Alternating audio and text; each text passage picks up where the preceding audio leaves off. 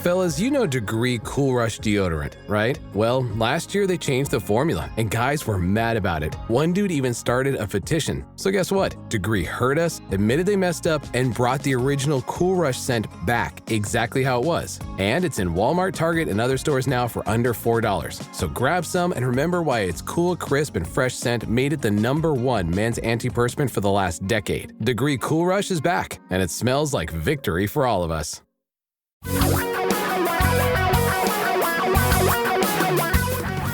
Reality radio for a really great future. We're talking real money.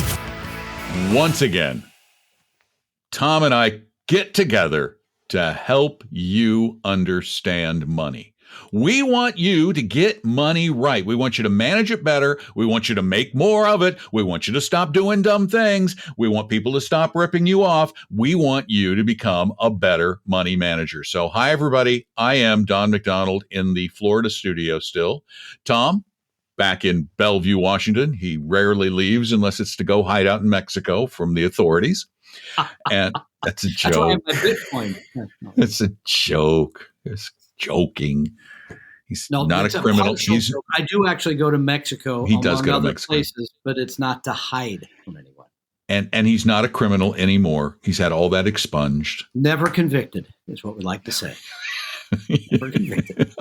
Which leads me to the topic. It does. That actually leads me in. This is so great. This is so great. Whenever the Securities and Exchange Commission investigates a firm and gets some sort of a settlement from them, almost every single time, the firm says that they agree to pay a whole bunch of money and stop doing the bad things that they did, although they don't admit or deny guilt. I wish they would fix that law. That is so outrageous that people can. There's a plea that you can use that's similar. I forget the name. No contest. Yeah, and that's not There's another name for it. Anyway, nolo contendere. Yeah, there's another name for it. But nolo gobo. Nolo, where you can gobo do that bozo the clown. And say, yeah. The assumption is, I might have been convicted, but I'm going to go ahead and just spend my 2 days on work release. Ridiculous. The reason I mentioned that is because in the past year or so, the SEC is actually cracking down on something that we have been mentioning, I don't know, for years and years and years and years. And they just went, oh, I guess this is a problem. And that is people who call themselves financial advisors, or even worse, investment advisors, because under the Investment Advisor Act of, I think it's 1940, you're required as an investment advisor to act as a fiduciary. In other words, you have to do what's in your client's best interest. And the SEC has discovered that some of these financial advisors and investment advisors are charging their clients an annual fee to manage their money, and then are putting them in high cost, either front load or back load or sideways loaded mutual funds, which is illegal. Yet, and they're getting revenue. They're getting revenue sharing. I thought that was all done, over, fixed, goodbye, flush down the toilet. No, turns out I could put you in this type of fund that has no commissions, low expense ratio, or I could put you over in this one. It's a very similar fund, but it charges more because guess what? They're sneaking money out of the back of it and putting it in my pocket. This is an outrage, truly. When billions of dollars are at stake, people will find a way to get around the regs and the rules. They'll twist, they'll contort, they'll play games, they'll manipulate, they'll obfuscate, they'll do all the cating. And it requires regulation. This is why regulation is necessary, because people cheat. Even your neighbor, who's the insurance guy or the financial advisor or the bigwig money manager, even that guy or gal cheats, maybe. And big names. I mean, Kestra paying a $10 million fine. Of course, as you said, admitting nothing. Yeah, dropping the bucket to Kestra. Right. What do they manage? $35 billion or something? $35 billion. That's correct. Yeah. So $10 million to them. Hate to say it, sounds like a lot of money, but Folks, it really isn't when you manage 35. Let me tell you the problem as I see it from a practitioner's point of view, where you come and visit us or you call me and you say, can you look at our portfolio just to make sure that it kind of makes sense and everything? Sure. Glad to do that. We still do. Lead to some great conversation. Truly a great part of my life. But here's the general problem. Number one, the relationship in these cases often starts because of an affinity of some kind, whether it's church, brother-in-law, friend of friend. I see this many times. So you already say that important word that all the financial advising community wants to hear, trust. I trust them because I know them through a community activity. I know them because my brother-in-law. I know them because, well, my friend of a friend, great guy, never would do anything bad to me. And by the way, that person might not, but the institution might do it because there are bad institutions. Kestra, they can say whatever they like. That's a bad institution. The fact that they would go ahead and do this knowingly, as you said, Don, it's the price of doing business. They do that. So affinity, I see that. It happens regularly. I'm not saying every brother-in-law is doing you wrong, but it's a potential. How do you fix that? Well, we've talked about this on the show. You have to use a fee only, 100% fiduciary. And I know in this case they said they were, right? Yeah, they did. They were charging a fee. Yeah, I know. That's the problem, is that even if you're pretty sure you're doing the right thing, some of these people they will lie to you. They will lie, and then they just have to disclose it in something no one is ever going to read. I was looking up Wells Fargo management for somebody. Yeah. Was it Wells Fargo? Maybe it wasn't Wells Fargo. UBS. I don't want to. Oh, that's it. It was it was Canada, RBC, Royal Bank of Canada. Yeah. Sorry, Wells Fargo. I know UBS. I know we beat you up regularly, but not today. You get a break. UBS, no, not you guys, not U or B or S. You should change your name when you think about that. I don't like that name. I would hate to work there, but anyway, that's all. RBC. It was RBC. RBC. Somebody wanted me to read their ADVs to find out how they were being charged. And I spent hours going through hundreds of pages. What is our ADV for Apella Investory?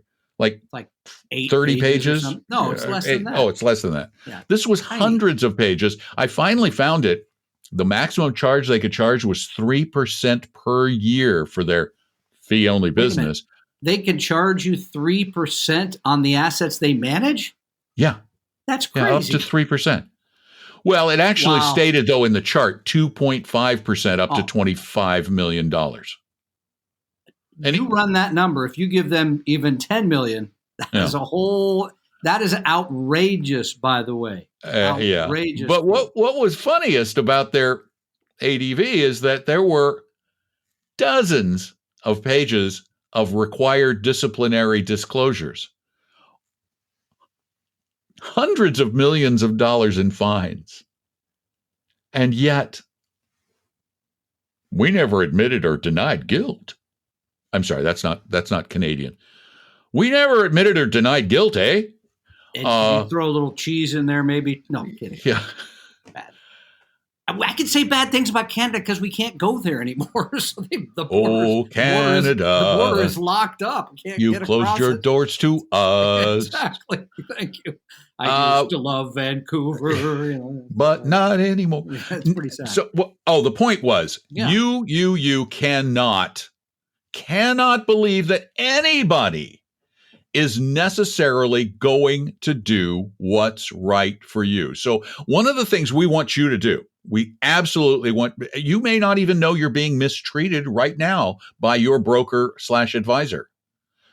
When you get home, if you're out driving or if you're home right now, go find your latest statements. You should have just gotten some for the quarter. I thought you were going to say when you go home, open the window, stick your head out and say, I'm mad as hell and I'm not going to take it anymore. That would have been better. You. Okay. Thank you, Mr. Outdated Reference. Well, that's only like a 50-year-old reference. There's not a millennial who will know what that means. Well, type it in on the internet. Much less the Zeds. See, you distracted me again. Look, he did it again. Okay. Dang it. All right. You're going to Here's go what you need to do. Go look at your statements. Yes. And you're going to look at the mutual funds you own. You're going to look at the list of the funds, the names of the funds, and then somewhere along the way, if it says something like Class A, Class B, or Class C, and you're paying this advisor a fee to manage your money, you should report them to the SEC because they're violating the law. They should, as a fiduciary, you should always default to the lowest cost option. Always. And in this case, we can tell you at least 2 times here that did not happen. Well, more than 2 times, but institutionally. Just 2? Institutionally, it didn't happen where somebody said, you can't do that. So, by the way, yes, we'll look at the statements. Oh, and I was going to say, we can look at it if you want. Yeah, because we want you to know. You do need to know. We actually have a form, too, by the way. It won't fit every situation. It won't fix it because people can still sign things and lie. But we have found that when you give this, oftentimes you give the advisor the form, and they look at it and they go, I can't sign that. Yeah, it's called our advisor interview form. And it's 2 pages. It's really easy. It's really simple to understand. It asks some simple questions that any advisor should be able to answer. And then it has a box in which you ask them to sign that they are always acting as a fiduciary. And we've had advisors that have run from that. They took off. We never heard from them. No, seriously. I don't think not us. No, but I think other firms, in all the cases I've heard of, they've refused to sign it. They look at it and say, my manager won't let me do that. Or legal won't let us sign it. Compliance won't let me. Would we sign it at our firm, yes, Tom? We've signed it. Yeah. I have signed it. Because guess what? You can sign something if you're telling the truth. See, the only reason anyone would have for not wanting to sign this is because they're lying. Pretty simple. They won't tell you what they're going to charge you, how they're going to charge you, if they know they're getting the other answer is for you to plod through the ridiculous disclosures that are supposed to be easy to read at advisorinfo.sec.gov. I'd rather read the Warren Commission report than read. Oh, you should have read RBC's. Outdated documents. I got to tell you, the RBC's may have been the worst ADV Part 2 I've ever seen. It was really ponderous. And there are multiple ones. You don't even know for sure which program you're in. And if we called them and said, we understand you could charge people 3%, they say, oh, yeah, that's in there. We never charge But we never do that. You walk in off the street and you don't know anything about this, or your mother does, or your grandmother does, I will guarantee you they will charge you the max amount because they know they can get away with it. Guarantee it. It's only if you say, wait, that seems kind of high. Oh, well, we have a program for you. If you want somebody to look this stuff over for you, we do offer that service for free, no obligation, no pitch, no high pressure sales pitch ever. Just go to veststory.com. We here at Vestory by Appella, see, we've merged with Appella, so we're Vestory by Appella. They're right behind me. Actually. Yeah. You know, they're the guys in the other room. We have offices all over we have offices all over the country. So, we can help you everywhere. Okay, you want a question? I was just going to say, hit me. What do you got? Yeah, if you have a question, go to talkingrealmoney.com. Oh, how do you get that advisor interview form? Go to talkingrealmoney.com/ what is this? Karate chopping? I'm trying to do a slash. I need a light. Help. Help. HELP. Yeah. Okay. Like the Beatles song? Is that an old enough reference? I'll put that on the screen so you can see it when I do some post-production work on the video. You will not be able to see it on the audio version of this podcast. What's our video subscriber count up to? We hit the 500 mark? 556? No way. We're over 500? You didn't tell. I thought that would be maybe it was 456. Kind of call. Oh, I knew we were in the mid 450s, but okay. You're gonna make me really excited there for a moment. Let's see. Oh yeah, I think we're 456. Oh, come on, please. Hold on. I'm looking. What day is this? To see Don McDonald Thursday. in the studio. Yes. Thursday, YouTube. Yeah, 456. I'm sorry. You get to see Don right there with 2 microphones. There's a picture behind him. He's got a plaid Al Borland shirt on. You got to see it. You got to go to YouTube. You got to sign up. Please subscribe. It's almost time for summer for NFL camps to open. So this is my Broncos colors. Ah, very good. Yeah. See? I'm trying to get back to my screen. And you know now what we say in the AFC West? Thank God for the Bronx, because then the Raiders have somebody to be lower than them. Has that generally been the case lately? This year. Oh, this year, this is the hope for the Right. Las the Vegas campaign. Raiders. It's all about hope. It's the it doesn't. If you had a football team in Vegas, do you think they'd actually play well? Think about it for a minute. What do you have in Vegas? What do you have lots of in Vegas? Entertainment, gambling and drinking and the members of the opposite sex. That was their whole thing. That was their deal. That's what made them great back in the day. So maybe this will. So maybe they'll be great. Yeah. So they'll be like the reprobates they once were in Oakland. Exactly. A good word and an accurate one. Finally from you. I want more Stabler-esque. Sorry, play. They have the wrong Davis leading them. They have bowl cut Davis instead of kick their butt Davis. Let's not even go there. I don't understand the haircut thing.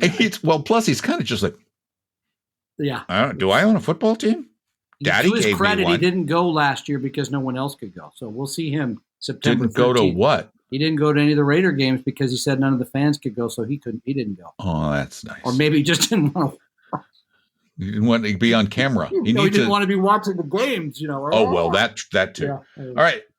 Anyway, question. Send them in at talkingrealmoney.com on the contact form. And I'm finding it. I just have to go back and. Okay, I got it. I'm going to give you two because this one's short. Oh, okay. Okay. Hi, guys. I've been listening to your podcast for some time now. I've learned so much and I absolutely love it. I took your advice and opened a 529 account using the Utah plan. I currently have both my daughters invested in the age-based option. I recently received notice that they're converting these to target date funds. Is there really any difference in this new strategy, or is it basically the same concept? I would appreciate your insight. Thanks for all you do. I didn't know they were changed. So everything in the age-based fund is going to a target date fund? That's what it sounds like. Well, time you learn. That UESP. But I have some money for my grandkids in that plan. It's my529.com. I didn't know that. Will there be any big difference? It'll be slight, but there will be a difference, right? Because in the age-based program before, you probably had greater exposure to small, to international, et cetera. But the idea with a target date fund is that as the beneficiary gets older, you're going to have less in stocks, more in bonds, because when you start drawing that money out, you want less volatility, right? You want more of a base to it all. So it says here, I'm on their website. It says the age-based options have been retired. Huh? I was not aware. So they now call them enrollment date investment options as opposed to age-based. And they are using target date funds. Well, it doesn't say that here. I had not heard that, and I'm in the plan, but that doesn't mean that I didn't get something. I don't know if they've changed the name or gone to target date, but they say they've retired the age-based option, and now they call it the enrollment date option. In a general sense, that's a very similar big picture plan. Sounds really similar to me. Yeah, because you're just simply moving to a lower risk portfolio. As I said, the beneficiary gets older and you draw the money out. That makes sense. All right, I have another question from Fairfax, Virginia, or Fairfax County. Maybe it's somebody who's actually trying to. They're trying to out old car us. No. You know how we tell. Oh well, I have a used Nissan. I have a used Honda. You ready? Okay. Yeah. Lifelong residents of Fairfax County, Virginia. My wife of over 18 years and I are in our 40s, enjoying our life together with our Shih Tzu, Molly, and Yorkshire Terrier. We have to get the dogs' names in on the podcast. Oh, Roxy, the Yorkshire Terrier. Is that a good girl? Good girl, Roxy. I'll feed you my 100-pound black lab if you don't mind. Go ahead. Molly. Sorry. Good girl, Molly. We live well within our means, driving a 2000 and a 2004 pair of Toyota Avalons. They have matching Toyota Avalons. Now you're going to try and make us feel bad because I have a 2014 Honda Pilot? Come on. See? You're too what happens when I get the Gull Wing Tesla? Then I'm going to really look bad, I guess. Huh? I have a 2019 Rogue. Nissan. You know what? I just, as an interesting aside, because of the used car prices are literally like 50% higher than they were a year ago. Crazy. So I went online to see what my Honda Pilot was worth in the current mileage situation. And $23,000. I think I paid $30,000 you can almost buy a Tesla for that. with one headlight. No, you can't. You No, can't. Actually, I was looking on not Carfax, on what's the one I bought a car through? It's not Carvana. Carvana. Okay. And Carvana is selling used Teslas How much? for more than you can buy a new one. So in other words, after considering all that, I'm keeping my car. Yeah. Didn't make sense. Anyway, let's go to the rest of the, well, we're not to the question yet. Oh, yeah. We're still talking about dogs and cars. Got it. Well, we're also setting this all up. Okay. We max fund retirement arrangements and employer-sponsored plans with Roth allocations. By the way, why can't employer contributions have a Roth selection for employees? Call there was a question. They can't because that's the law. That I don't write the law. If they change it, then they can change it. Here's big picture take in your 40s. I think by the time you retire, there will only be Roth 401k. There'll be no more pre-tax, and it will all be Roth donations by employers. They'll figure all that out. That's my take. But not all right. today. We continue. Yeah. We fully fund our HSA for future use. We maintain 36 months of living expenses and cash reserves, and we live well within projected payouts of pension and Social Security benefits. We dollar cost average $1,500 monthly into Fidelity, 70/30 VTI VXUS with capital gains. Wait, you went very fast there. Jeez, I'm what are trying. the two funds? It's a long... Okay, 70/30 VTI. Yep, got it. And VXUS. Okay. We dollar cost average $2,500. Let's not be passive aggressive on the show now, okay? Into a Vanguard. I can go home for that. I don't need it at work. They dollar cost average $25,000 into monthly. They got a lot of dough into a Vanguard variable annuity with no rider. Total cost of 54 basis points. This product is managed. Why? I don't know. He didn't say. Because they're going to have they want to have another, payout when they retire or something? Maybe. The product is managed by Transamerica with no surrender. He said we said bad things about annuities, and he would encourage us to review this product.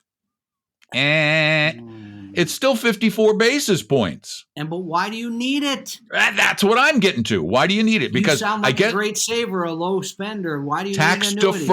Tax deferral is probably all. But remember, where you get tax deferral, you give it back at the end when you're getting taxed as income. If you have a capital gains vehicle, you can defer a lot of your gains and only pay taxes at a capital gains rate and pay 0.1% or 20% of what you're paying for this annuity.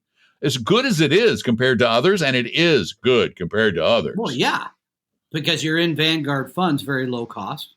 But what's the point of it? What's the reason? Good question, Don. I'd have to know more about your situation to say, you have to tell me why you want an annuity.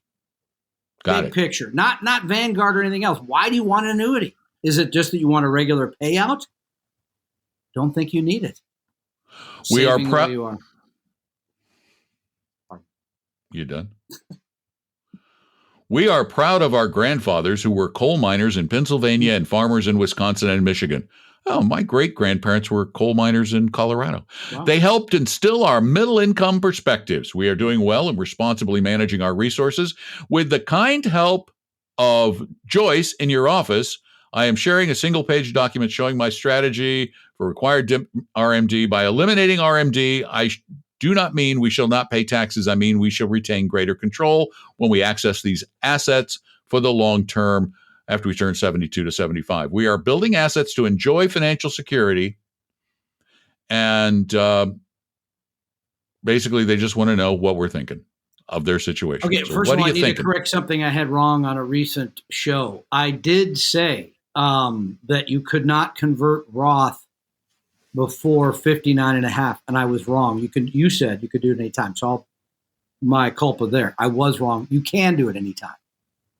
Wow. You can convert. So I'm really impressed. So your therapy's really working now. You're able to admit you're wrong. Day. I took 2 pills this morning. I feel fine. I'm not going to work for Kestra anymore.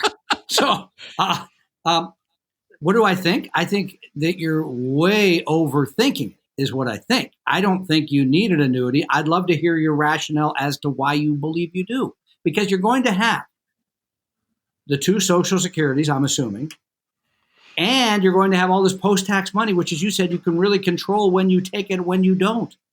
You could build an annuity with that. You could just say, send me blank number of dollars every year from your savings. You don't need to hand it to somebody else, pay them half of 1%. It's not much. I agree. But I don't see the reason. That would be my only question of the plan. Yeah. And here's the thing. You can get ETFs that will not distribute capital gains for as long as you hold the ETF for less than 1/10 of 1%. So remember, for the growth-oriented portion of your portfolio, which is one of the reasons for having a variable annuity, you will actually give yourself a bigger tax advantage by not owning the annuity, because all of those capital gains that would be accruing tax-free or tax-deferred in an ETF are accruing tax-deferred in an annuity. But with the ETF, they'd be taxed as capital gains in the future, which is a lower rate today. With the annuity, they'd be taxed as ordinary income. As for everything else, you have enough money that you really can just kick back when you guys retire. Any assets you don't have when you retire that aren't in Roths, you might want to be doing a lot of Roth converting. As you said, you want to get to where you have no RMDs. But otherwise, you guys are in great shape. Take care of the dogs. Don't buy a new car. Keep saving. Exhale. Come here, Molly. Come here. Good girl. Come on. Okay, this went on way too long. Hey. All right. Call us, 855-935-TALK with your questions. Send them in at talkingrealmoney.com. If you want some help with your money, go to vestory.com, vestory.com. It's free. And we should go away. We should just go away. A long way. A long way away, where we can quietly sit in the corner and think about real money. Talking real money. We hope you realize that the information provided on Talking Real Money is for educational and hopefully enjoyable purposes only. Providing personalized financial planning or investing advice takes time, so please consult with a really good fee-only fiduciary investment, tax, or legal advisor. We know a good one. Investing must always involve risk. In other words, you can and probably will lose money at times. Also, as much as you want it, no one can accurately, consistently predict the future.